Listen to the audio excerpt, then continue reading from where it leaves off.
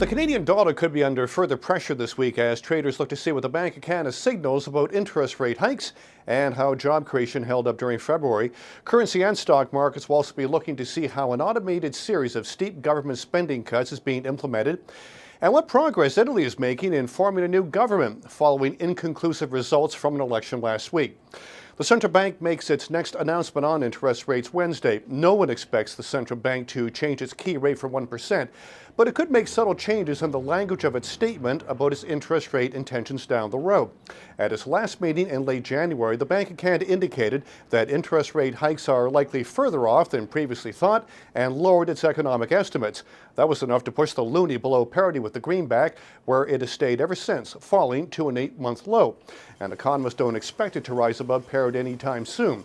The loonie has fallen by about 3 U.S. cents since that last meeting, and analysts say they wouldn't be surprised to see it fall to 95 cents or so before regaining parity by the end of the year.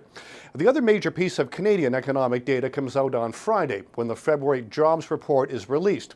Economists anticipate job creation for February to come in at about 8,000 after a plunge of 22,000 positions during January. The U.S. government's employment report for February also comes out on Friday. It is expected that the economy cranked out 155,000 jobs, roughly the same amount as January. From the Canadian Press, I'm Malcolm Morrison.